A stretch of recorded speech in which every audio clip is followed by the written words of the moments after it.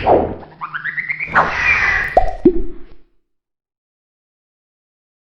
will now begin our conference with the keynote session on research for super difficult circumstances, where to start and how to go on. Our keynote speaker is Dr. Richard Smith, and the keynote session will be moderated by Professor Dr. Saidur Rahman, University of Dhaka. Let me welcome our keynote speaker, Dr. Richard Smith. Richard Smith studied for his PhD with A.P.R. Howard in Edinburgh and is known for his historical research within applied linguistics. 12 years ago, he set up the unique ELT archive at the University of Warwick, where he has been teaching for the last 20 years. And he founded and is joint coordinator of the International Association of Applied Linguistics Research Network on the history of language learning and teaching. Apart from his pioneering historical research, he is equally known for his innovative work in the field of learner autonomy, teaching English in difficult circumstances, and teacher research. In his today's talk, he will be referring to his experience working with teachers in South Asia and Latin America, and the approaches he has developed with them, namely an enhancement approach and exploratory action research as ways for teachers to address difficulties in their classroom situation. Richard Smith will be delivering a 1-hour keynote speech. We'll be taking question and answer session after his speech. Let me again welcome Professor Dr. Richard Smith, Reader, Center for Applied Linguistics, University of Warwick, UK. Over to Richard.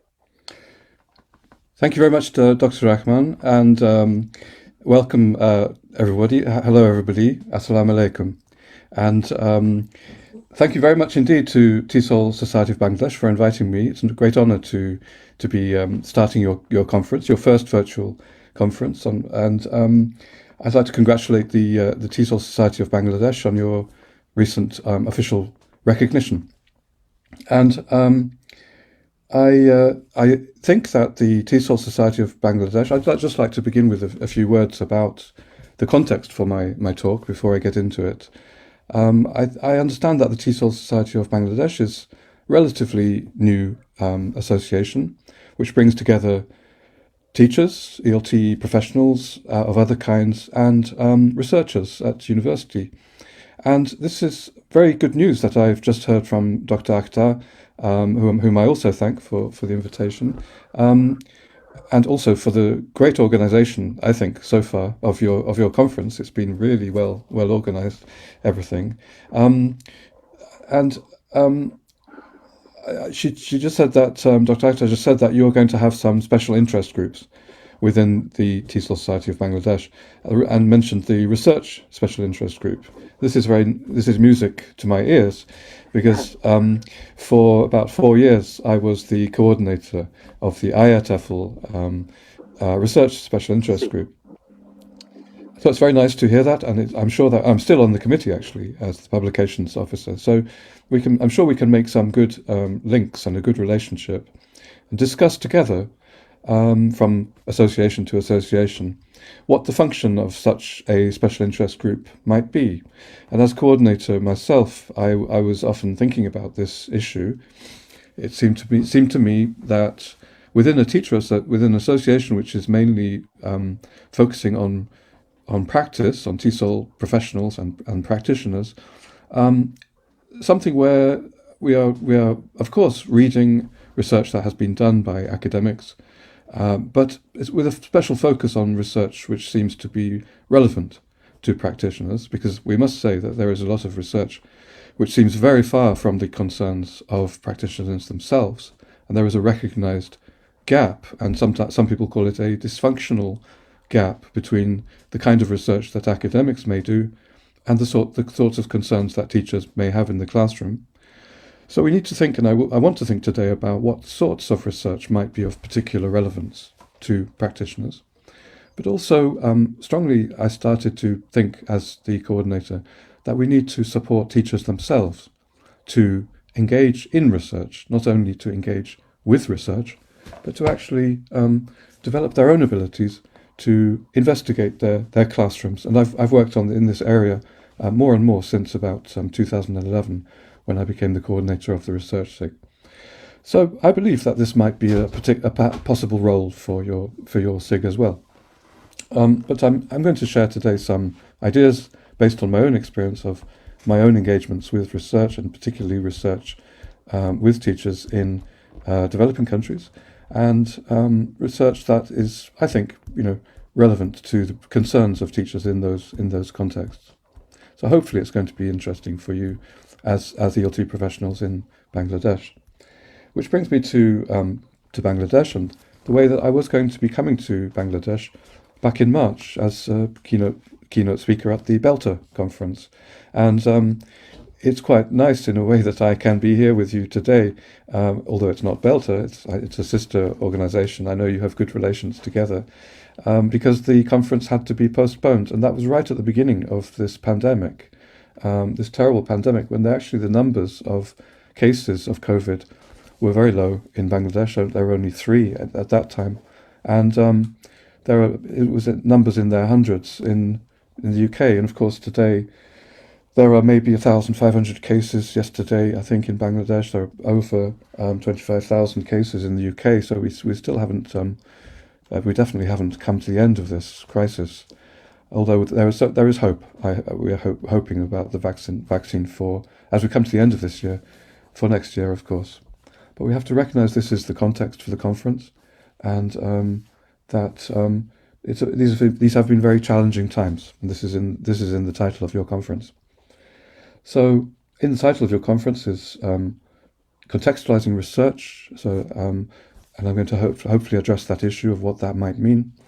Also, in the title is the issue of challenging times, and of course we're thinking of the pandemic and challenges for educators, but also I think Dr. Hossein mentioned just now opportunities or achievements. So I'd like to focus also on the positives that have come out of this crisis.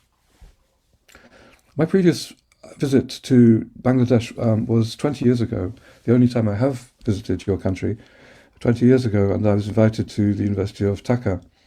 And I had great discussions with people like Dr. Fakrul Alam and his colleagues at the university there. And I just wanted to, as Dr. Rahman mentioned, I have a strong interest in the history of language teaching, and I don't intend to give a lecture about the history of language teaching, but I just wanted to mention that it was a great opportunity for me to find out a bit more about somebody who's very important in the history of English language teaching, and that is Dr. Michael West. And Michael West was a British colonial educator. Of course, it was in the time of the British Empire. But I think he was not an arrogant man. I think he worked very closely with Bengali educators, and I think is still respected in Bangladesh. In fact, this is what I found in my visit 20 years ago. I visited the Teacher Training College, TTC, and I was helped very much by Tasmina Ahmad and Shahela Hamid and Fakrul himself, who gave me an introduction. And I had the great pleasure of talking with Dr. Muhammad Fadus Khan, who was the Director of Public Instruction in Bangladesh, and Dr. Muhammad Nurul Haq, who was the former principal of the Teacher Training College. And they gave me a copy of this, which was the 60th anniversary, 1969. So I was able to find out a bit more about Michael West, and read his own message on that occasion. And I just wanted to read the last part of it. He was very much engaged in experimentation with writing materials, making materials which he felt would meet the needs of students and of teachers in the Bengal context. For example, he said, "We made a book for teaching the reading of Bengali by building up the letters, as he had done in books that he was producing for English language learning, which later became well known across the world as the New Method readers." And this was an approach that he developed in Bengal, thinking that actually for children who are maybe going to have to leave school after 1 or 2 years and withdraw from school, it would be much more appropriate to focus on their reading abilities than teaching them to speak English. Because if they could learn to read, they could then perhaps go on to learn for themselves after leaving school. And he had a strong sort of contextually oriented approach in his way of thinking about the difficult circumstances which he saw in the schools, where students would often have to leave school after 1 or 2 years to be withdrawn from school by their parents to go and work. He also saw that it was important to teach pupils to read Sanskrit without the burden of too much grammar. And there was a course for primary schools he was experimenting with, which would enable one class to be occupied in learning while the teacher taught the other class, because in most primary schools at that time, this was in the 1920s and 30s, the teacher had to deal with 2 classes simultaneously. So he was very much somebody who was oriented towards the difficult circumstances of teaching in primary schools and secondary schools as a teacher educator. And this is what I want to talk about today. The phrase difficult circumstances was his phrase. He wrote a book in 1960, many years after he left Bengal, called Teaching English in Difficult Circumstances. So this is where my title comes from today. And his last words, his message, I mean, I have a picture of him here when he was, which was given to me by his son in his retirement. So he died in about 1973 with his roses in his garden. And his last words to the teacher training college in Dhaka was, if there is a message which I would like to leave with you, it is that you should keep on experimenting, and that a school is a place in which the pupils learn, and the greatest handicap to learning is an excess of teaching. And I find that very moving message, in the sense of a message to teachers and to teacher educators, that you are change or innovation, transformation is in your hands. It's a place that you can experiment. The classroom is a place that you can experiment in. Of course, now we are thinking not of classrooms, but maybe other contexts as well. But also that this message of being very learner-centered. Before we started to talk about being learner-centered, I'd just like to firstly just share something with you where you might like to go if you'd like to find out more about Michael West. We have, as Dr. Rahman mentioned, I've developed an archive of materials at my university, Warwick, where based on the contributions of some figures from the past, especially in the mainstream of UK ELT, which of course may be very different from the history of teaching in Bangladesh. But at least Michael West has a very strong connection with Bangladesh. As I said, he was the director of TTC from 1920 to 1933. You find out more about his life if you'd like to here, and some of his works, but well-known works like Bilingualism, these readers he produced for Longmans. This was actually the beginnings really for Longmans, now Pearson, of their global exports of materials, of textbooks, back in the 30s. But it's interesting that he developed these books originally for Bangladesh. And the book, finally here down at the bottom, which I'm going to be referring to quite a lot today, called Teaching English in Difficult Circumstances, which he produced in 1960. Because in 1960 he realized that in the UK there wasn't enough consideration of the problems, the kind of problems that were faced by the teachers that he'd been working with. There's far too much consideration of just language teaching in small classrooms in British language schools, and not enough about the problems faced by teachers, not enough research about the problems faced by teachers in relatively large classes in secondary schools, in public education around the world. That's just finally to share with you here. There are some, so this is the archive that Dr. Rahman was mentioning, and we have information about many figures from the past of ELT, including Michael West. So I wanted to just introduce Michael West to you because I'm going to be referring to his work and quoting from his work. So I was looking forward to doing a bit more research and visiting the TTC again in March, but unfortunately couldn't make it. But I am hoping that I can make it again to Bangladesh. As Dr. Hussain said, it's much more ideal if we can actually meet together. Anyway, I'd like to express my hope that we can collaborate together, the TESOL Society of Bangladesh, into the future, and that I can see you in Bangladesh, or, hopefully one of these days. So I'm going to share my PowerPoints, my talk PowerPoints today. This is my title, Research for Super Difficult Circumstances, Where to Start and How to Go On. So that was my prologue. Now, this is my plan for today. So this conference title, Contextualizing Research in Challenging Times. I want to reflect a little bit on what that might mean, what contextualized TESOL research might mean from my perspective of the kinds of things that I've been involved with over the years. And I'm going to refer specifically to what I call what Michael West called difficult circumstances, and define that from Michael West's perspective, but also think about the time we are in now, which we might think of as super difficult circumstances. Mainly, I hope to share with you some possible ways forward for yourselves as practitioners, as researchers, based on work that I've been doing in countries like India and Nepal. So contextualized TESOL research, what might we mean by that? As I said, not all research in the field of applied linguistics is particularly relevant, perhaps, to practitioners, particularly practitioners in large classes in difficult circumstances. I was involved with the British Council a few years ago in trying to map what kind of research was going on in British universities, not just universities, but in language schools and testing agencies in relation to ELT. Because the British Council itself was concerned that a lot of research wasn't necessarily relevant to practitioners, but they wanted to see actually what kind of research was going on. So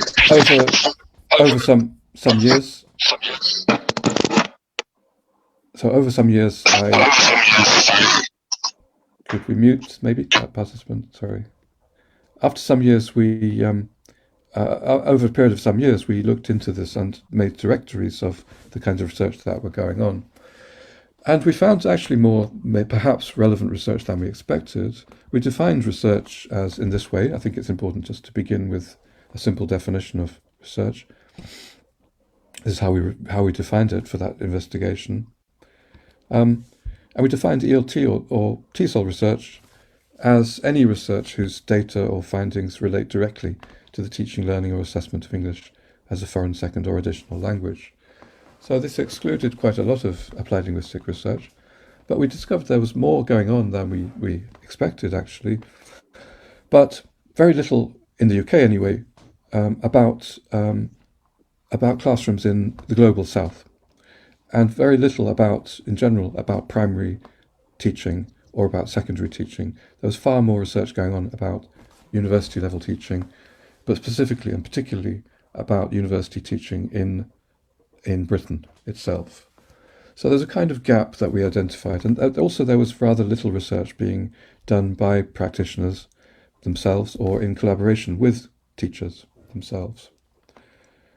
The British Council invited me to do something similar in India, and over a period of 3 years, I was very happy to collaborate with colleagues at the EFL University in Hyderabad in doing a kind of survey of ELT research in India. We kind of found that in some ways it was similar, that there wasn't perhaps enough research going on, and this was not just my perception. This was the perception of those colleagues, Indian colleagues themselves. Perhaps not enough research which was addressing the concerns of practitioners, and certainly relatively little research being done by practitioners or with practitioners themselves. So this leads into suggestions in India that we develop research, and the British Council has taken a lead in doing that. It's got certain programs to encourage practitioner research, for example, which I was happy to be involved with. There was something called the Action Research and Mentoring Scheme, and also to encourage relevant research by university academics. That's still going on. But Amal Padwad, who I was happy to collaborate with, who is the secretary of the INET Association, I'm sure a good potential partner for TESOL Society of Bangladesh.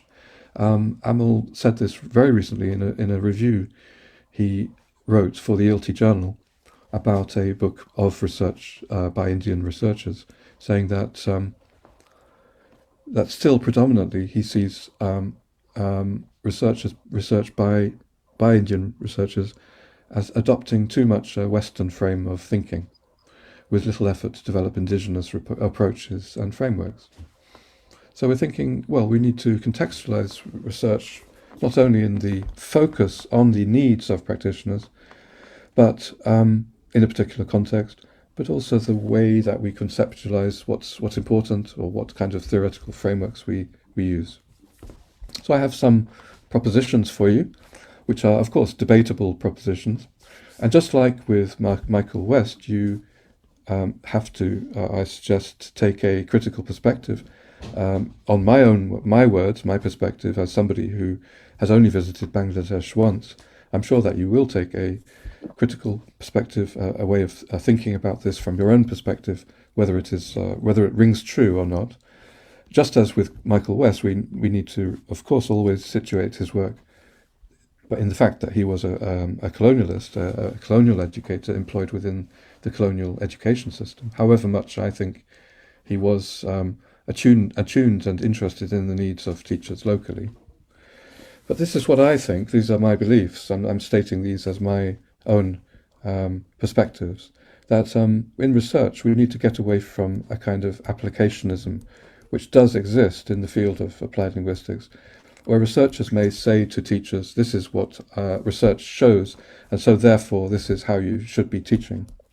There has been this tradition of applied linguistics, of what Henry Widdowson has called linguistics applied, where just because some research has been done by academics and it theoretically seems to be well-founded, that they then say that teachers should be teaching in a particular way. I think we need to get away from that sort of applicationism, away from universalist top-down solutions.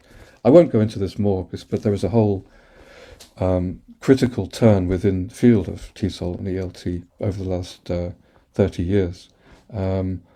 With people like Robert Phillipson writing Linguistic Imperialism, or Alistair Pennycook's books, and then therefore writers like Kumara Valdivelu, for example, and his post-method pedagogy, moving away from global universalist top-down solutions towards a more of a focus on context, in fact. And a proposition that TESOL research should be useful in addressing problems faced by teachers and learners in a particular context. So when we think about contextualizing research, perhaps we should bear these points in mind. At least I think so. Contextualizing research might mean that there are needs for practical research. And this is the sort of research which I've been involved with myself, which involves identifying, understanding, and sharing teachers' own practices, because I think there's a big gap, a big need for us to look at what teachers actually do in classrooms, in particular practices which they themselves and which others in the context, including students and parents, feel are successful, rather than going from theory into practice. From practice, we can theorize from practice. There's a big gap here, I think. And problems and possible, looking at problems that teachers say they have and possible solutions that perhaps they can develop themselves, together with academics. So contextualized research for me would be that we emphasize strongly that research, the questions for research, the goals of research are coming out of a particular context, and then are going to feed back into that context and maybe similar contexts. Contextualizing research. Just finally, on this first point about contextualizing research, we need to think who research is. We shouldn't assume it's just academics, university academics. And I think your association, your society is bringing together practitioners and researchers. And ideally, its practitioners are involved maybe in doing the research together with university teachers, or also one form of research I'd like us to think about is practitioner inquiry. It's a systematic intentional study by educators themselves of their own professional practices. That is going to contextualize research in a very good way, especially if we believe that it's only teachers who can really be the experts about their own situations. So the second part of the title of the conference is Challenging Times, and my title is Super Difficult Circumstances. Let's go back to Michael West and this book he wrote in 1960. He defined difficult circumstances or unfavorable circumstances as this. And I believe that we still may have this kind of situation. Well, I know we have this kind of situation in many countries around the world, but he felt that this was being neglected in 1960, the needs of such teachers, and we can still say, I think, in 2020, that the needs of such teachers in such situations are not necessarily being very well addressed by research. In 1960, he said, the problem has lately become worse because of rapid spread of education, too rapid for the supply of buildings and teachers to catch up with the number of pupils, and owing to the spread of education over a larger proportion of the population, so classes were becoming larger and larger in terms of numbers, with not enough facilities.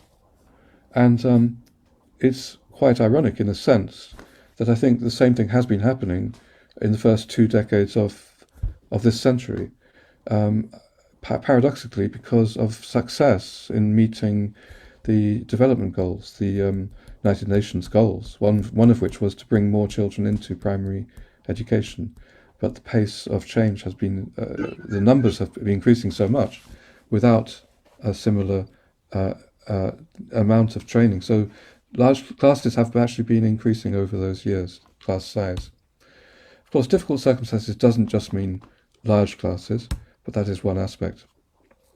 And with Amal Hadwad and my student and colleague Jason Anderson, we recently tried to define what difficult circumstances might mean, not just large classes, but a lack of basic resources, low school readiness of learners, inadequate pre-service and in-service training, excessive workload.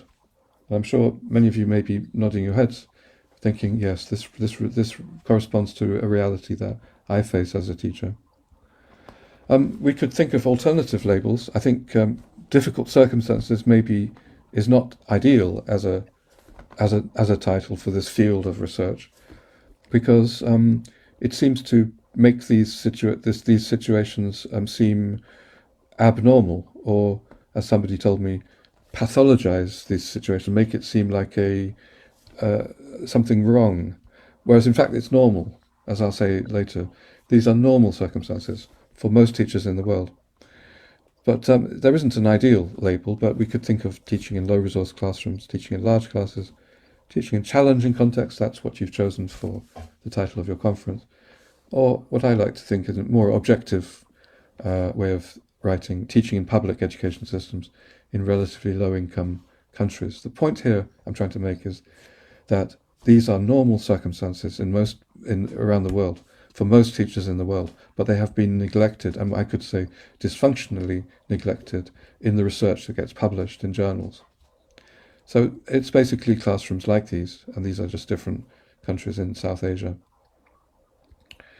So the problem, as I see it, is that the majority of English teachers worldwide work in what we might call difficult circumstances, and these are normal circumstances in global ELT.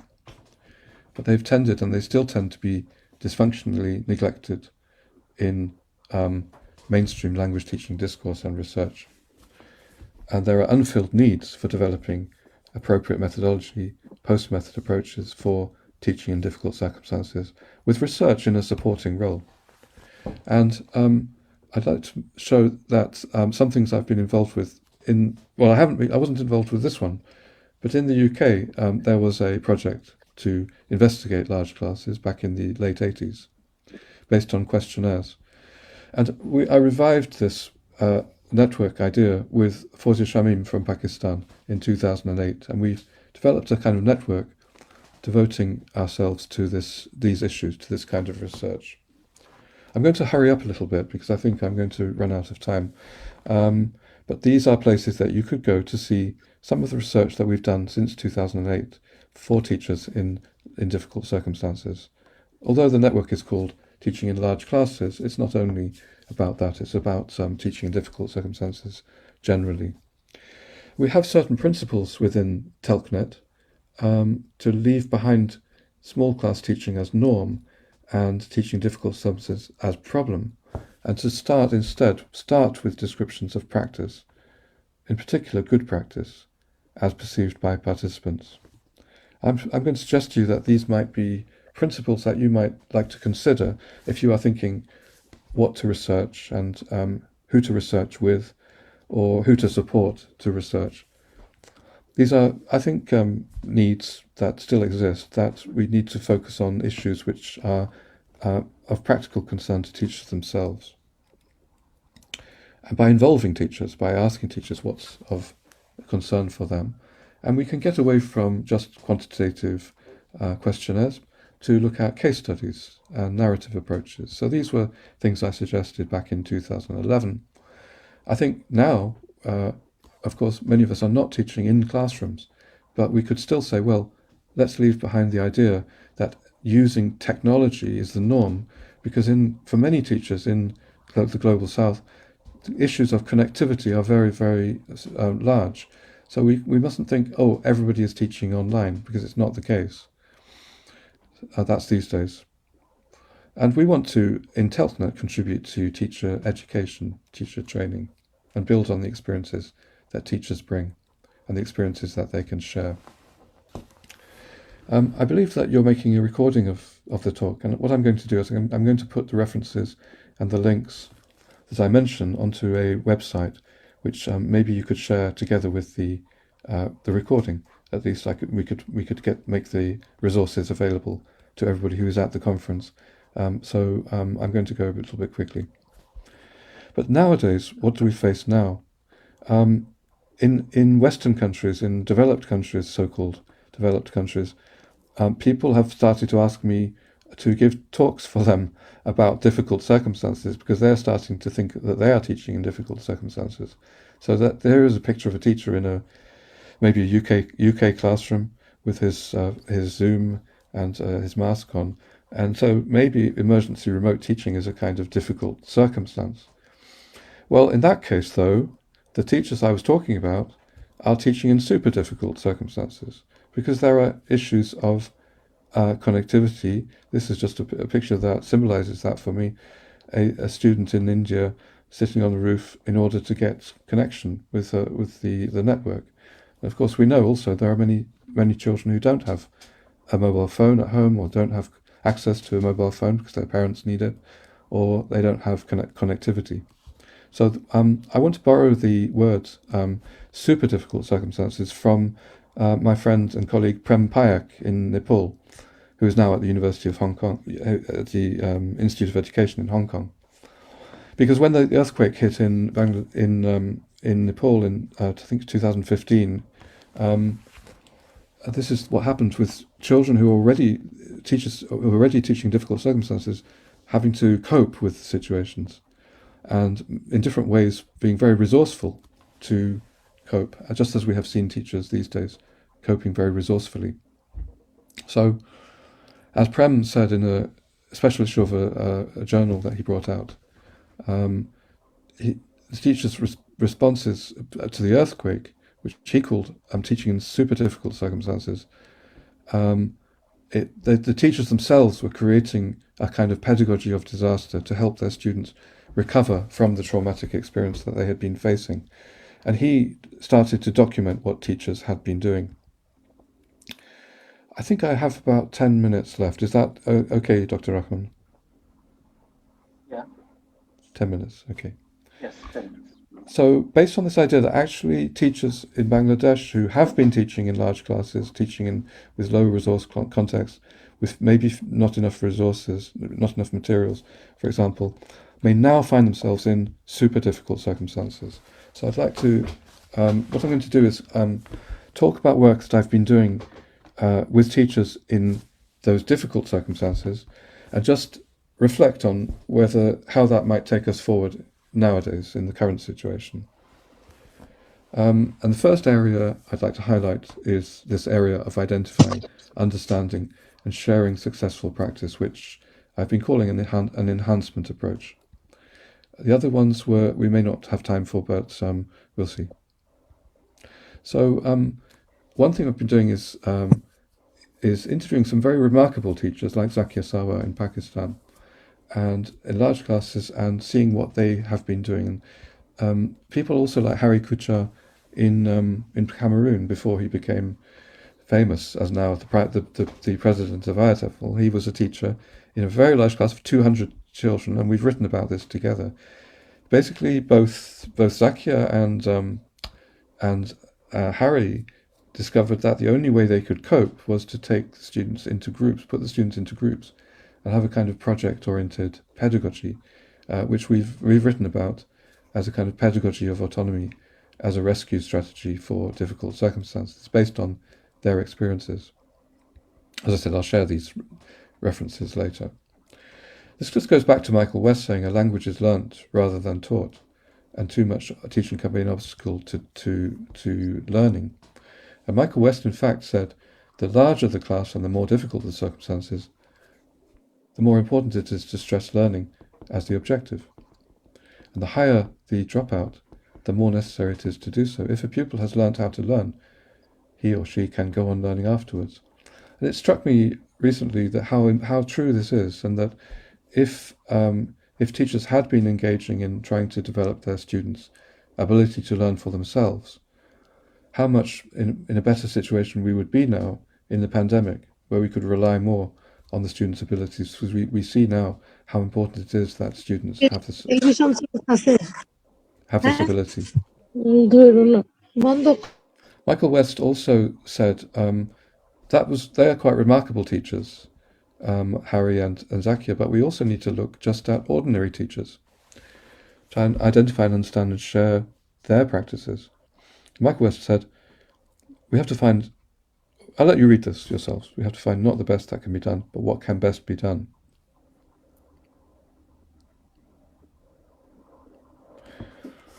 And I think this is very neglected as an area of research. Simply finding out what good teachers, as defined by their colleagues, by their students, are doing, not necessarily following the most fashionable methods, but seeing what they can do, and then sharing, understanding it and sharing with other teachers. I've been engaged in this kind of activity as workshops, something that you could do maybe within the association as well, within the TESOL Society of Bangladesh, and as a workshop activity. Particularly important recently, to think of all those achievements that we have gained, that teachers have succeeded resourcefully in coping with their situations. It can be done as a workshop activity, sharing stories, telling stories. In fact, we did that, and we shared these stories online on a British Council website as video and as a book. And this came out of a workshop I did with Amal Padwad in Nepal. We tried to do something out of crisis with Prem Payak, and I wish that we had done more. I wish that we had done more around this, but we did start to develop some activities based on stories like Chetan Kumar Timnasena's experience of earthquake. And we were thinking we could use these materials in teacher training to prepare teachers for crisis in case it happens. I wish that we had actually done more of that. It might have been more useful for this current situation. So we haven't done everything that we wanted to do, but at least there are some indications here of possible ways forward. I'd suggest that documenting teaching in pandemic circumstances could be something that you might consider as a research activity. And as a starting point within the TELC network, we did have discussions with teachers, and we documented those discussions. This was right at the beginning in April and May. But these are things that can definitely be built on. Another area I've been working in quite a lot is the area of practitioner research, and starting with teacher associations. doing research. Again, I wrote about this with Harry Kuchar. With Camelta in Cameroon, at the conference, we asked all the teachers there, perhaps this is something a research SIG could do within the TESOL Society of Bangladesh. We at the conference itself, we asked the participants, what questions would you like research to answer? We gathered many, many questions. For example, these questions, and these reflected those teachers' own priorities. These are all very important questions which are not necessarily addressed by academics, but which should be. These come from teachers' own perspectives.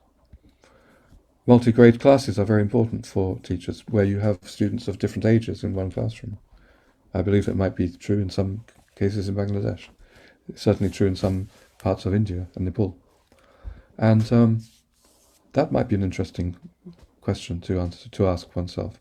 So it's quite a simple thing that a teacher association can do, is to ask its members, what questions do you think should be researched?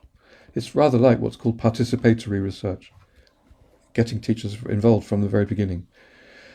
With the research SIG in Camelta also just distributed a very simple questionnaire with 3 questions.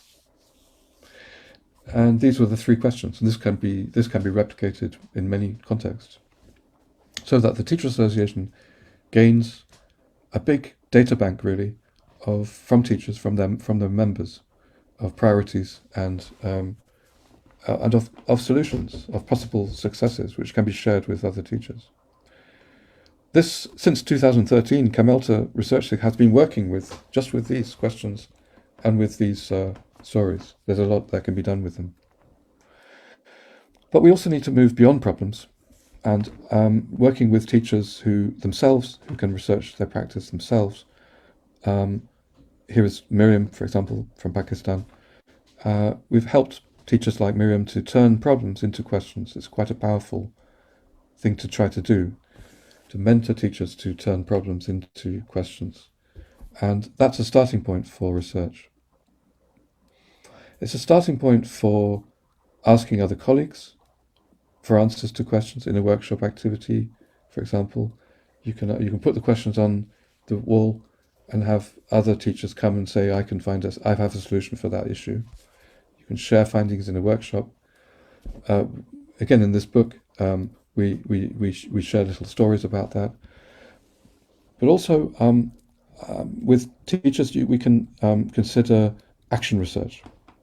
That's probably what I want to end up with today, just briefly saying that action research by teachers is something maybe a teacher association can encourage teachers to do, can mentor teachers to do. These are teachers in Chile.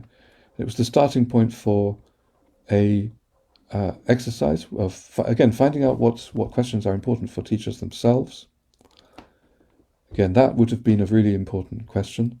This was back in 2013, but if we'd done more maybe in this area, if there'd been more research in this area, maybe teachers would be coping better with this very important issue of involving parents in the English learning of their children nowadays. So I wanted to highlight that Rama Matthew, of course, with the English in Action project that Beth Erling will talk about later, I think, has brought out a book of teachers' action research projects. Rama Matthew from India. With teachers in Chile and India and Nepal, I've been developing an approach I call exploratory action research. So today I don't have time to talk a lot about this, but it involves exploring the situation carefully before you engage in a lot of action research. And moving from how can I to exploratory questions, exploring a situation like this, like my students speak in English only to me but not to each other. Helping teachers to come up with questions which are going to help them to understand a situation better before they jump into actions which may or may not be appropriate. And we've engaged in this quite successfully with teachers in India and in Nepal. A teacher here, for example, in Nepal, Shiva, who found that the students were being noisy. And just by exploring the situation more, she found that it was actually the students sitting at the windows who were looking out of the windows. And she hadn't realized that before. And she managed to solve the situation then because she understood it better by moving closer to those students and by giving them extra work, basically. So these are two places that you could go to find out more. And as I said, I will share these links. This is the area of teacher research. I'd also share that if you are interested in this, there is something going to happen which is very useful for teachers, very free, run by TESOL from January to February, and I'll share the link with you all for that as well. So also there is a book here that's come out recently that I produced for the British Council, based on our project in India. Hopefully a very simple, easy to understand book for you if you are interested in mentoring teachers to research their classrooms. Because I just wanted to end by saying that that is what I see as a very promising way forward in terms of contextualizing research, that teachers themselves become engaged in researching their classrooms. And I believe it's still valid and important in these challenging times. Research itself, the kind of research that we are advocating, is hopefully a kind of teacher-friendly form of action research through this process of exploring gradually first. And what I've been trying to say is that I've been trying to address the conference theme by talking about what contextualized research might involve, and that it involves helping teachers in super difficult circumstances, research which is coming out of their concerns, which is then feeding back into their practice, and that we can do this by, for example, identifying cases of successful practice, but also by gaining teachers' own perceptions of the issues that they're facing, but by engaging teachers in a process of finding out from other teachers what they might do. That's actually 45 minutes, I think. So probably quite good timing, I hope, to end with this. So I hope I've shared some possible, at least starting points, that kind of, if you like, a frame of thought, a frame of thinking about what contextualizing research might mean, and some ways forward, which obviously these are just starting points. So I hope that's been useful for you for the conference. Thank you very much. Thank you, Richard, for your such a wonderful and informative session. Research for super difficult circumstances and where to stand and how to go on. I personally liked when you mentioned about Michael West. This book was so useful during my PhD, and Professor Hamidur Rahman also mentioned about that. You also highlighted the gap where some of the our attendants and the participants were asking about the gap that you're talking about, research by the practitioners. So one question that I can see from Imdad, how the secondary teacher can engage themselves in research. So we'll take the question from the participants, and I'll request participants to unmute and ask the question. Imdad, can you please ask your question? Yes. Hello, Richard. Hello. My question is, yes, I'm outside in search of good bandwidth, actually. So, okay. So my question is to you that how can we? I'm a secondary level school teacher. So how can we get involved in research work? Well, thank you for the question. Thank you for your question, Mdadul. Thank you. And it looks like you're in a great place there, outside. It's a nice view. So I didn't really manage to share with you today how a teacher can become engaged in teacher research, but what I can share with you, and I can put into the chat box as well, are some resources which I hope will help you, because there simply isn't really time in a 40-minute talk to show. I would have to focus just on that, and I wanted to focus on more things today. But I think if you wanted to see how it is possible, I'd recommend going to these two books, which are freely available. The first book on the left is a book of stories of teachers from Chile in Latin America, who we have helped to. These are teachers who are very busy, just like yourself, I'm sure, have many classes. They have up to 40 hours of classes, not real hours, but 45-minute classes every week. And they often have to move from school to school. And they have classes of 40 students or more. How many students do you teach yourself? 130 per class. Yeah. So this is what Michael West would call difficult circumstances. So we did try to develop an approach which would be suitable for teachers like you, which would be helpful for teachers like you. For example, I'm sure you have many problems in your situation, and we know that there are many problems. Like what would you say is a major problem for you? To manage the whole class and to get feedback from each and every student.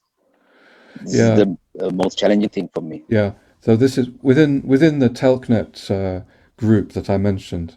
We have some ideas for how to do that. Some solutions from other teachers. So that's another place maybe I could recommend that you go just for some possible solutions. It was right near the beginning here. And I will share the link with you, I think, again. Okay. But so this place, the Telknet website. Just one second. Yeah. So this one. So this one on the top, at the top, you might find quite useful for finding solutions. However, your classroom is your classroom. Your classroom is different from other people's classrooms. So when we talk about contextualizing research, that's what we mean, that your classroom and your students are different from other teachers. So even if you find some good ideas here, it's probably best for you to do it yourself, just like that teacher I showed later, the one in Nepal. Now, she was also very busy. She had a very large class. And let me explain very briefly, because I think it's a very important question. I didn't have enough time to explain it. So you can look at the stories there. This is from Latin America. I'll also send a link of stories from Nepal, so you can have an idea. They're very simple research.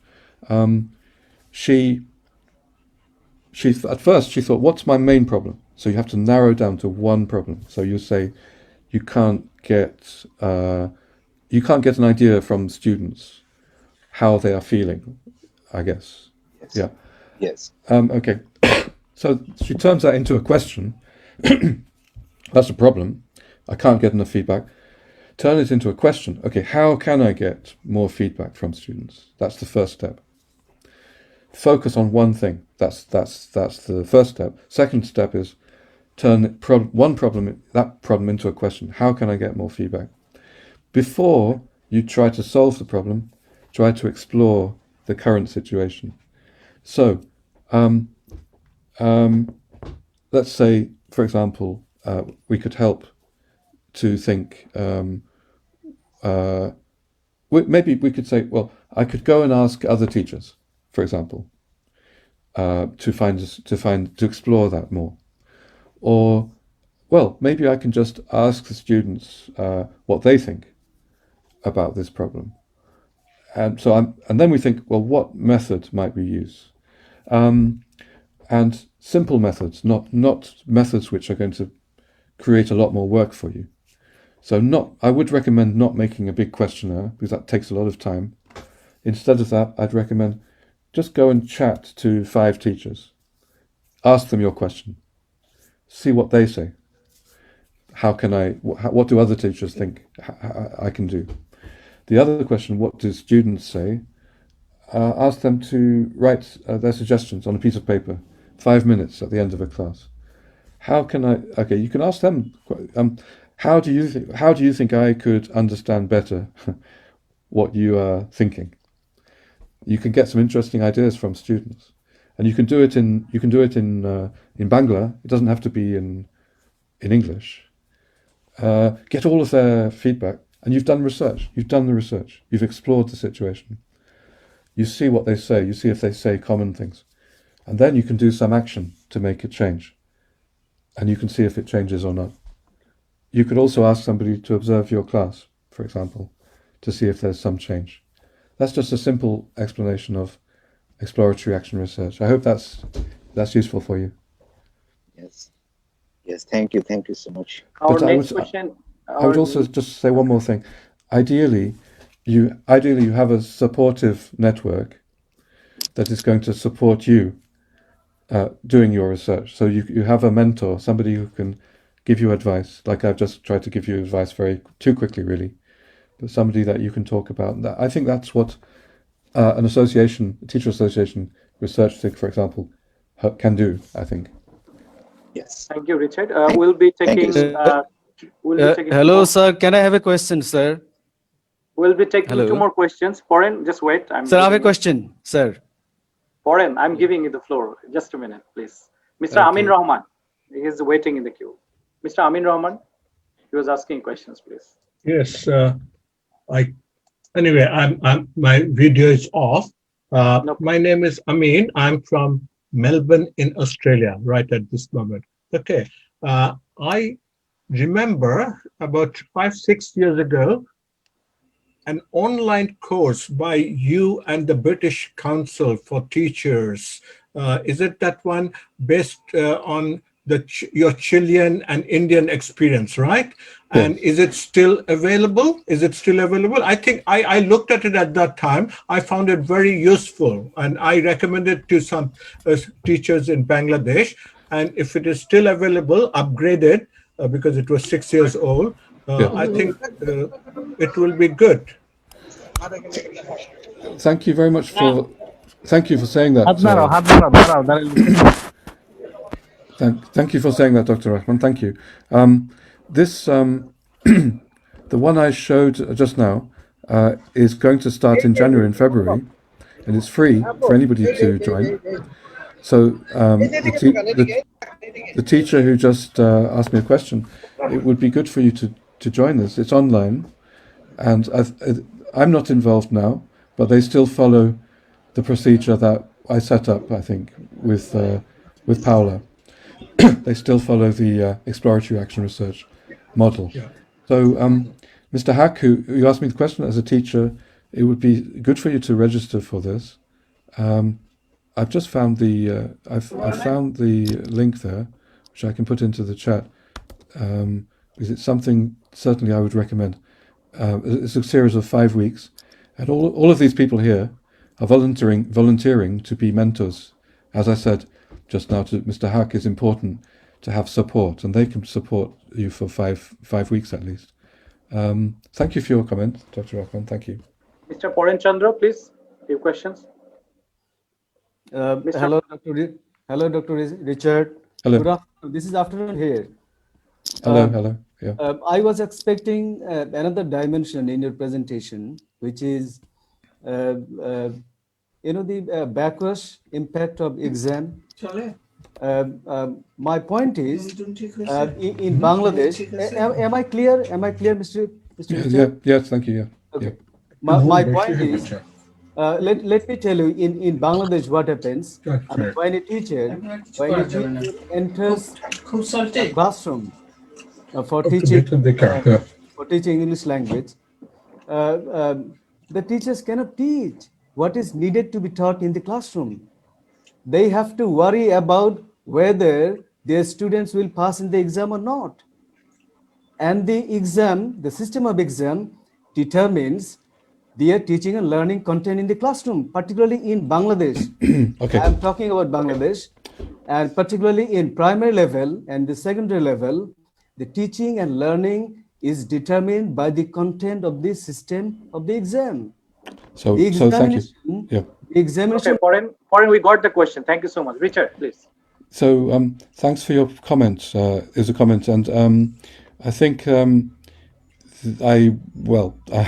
that is an important, very important aspect of context. May I just finish my point? Yes, please continue. That is extremely important aspect of the context, not only in Bangladesh but in many countries, in public schools, in secondary education in particular, that there are important examinations that the teachers need to, and parents expect them to, and children want them to teach towards exams. So any teacher who tries to innovate too much may receive some criticism from those people. And it's certainly something which, in many contexts, means that innovation is difficult. So I think that's exactly why we need to look at what teachers are doing in their contexts, rather than saying teachers should teach in all of these innovative ways which are coming from other contexts, which may not be appropriate in such a situation. That's exactly why we need to look at what good teachers, as seen, as I said, who are defined by the children themselves, by the head teachers, by the parents, and successful teaching, not from some exterior, outside perspective, but from within, defined as successful within. Remember, Amal Padwad made that point about research in India, that it adopts too much Western perspectives.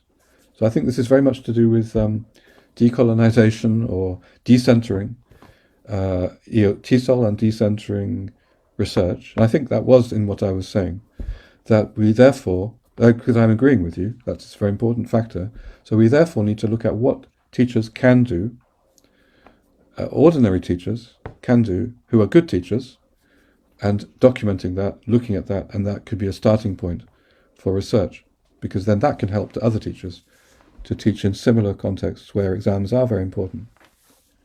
I'm sure you agree. Do you agree that there are good teachers and not so good teachers who are helping their students to pass exams at the same time as being good teachers in other ways? Of course, we need to define what we mean by good and successful, but it should be locally defined, is what I'm saying. Okay, I think we have crossed the 1 hour session. Thank you, Richard. Thank you. Such a wonderful and informative session. So we are closing the keynote speech. Thank you so much. Thank you very much. Thank you, Dr. Richard. We have a certificate for you on behalf of TESOL Society of Bangladesh.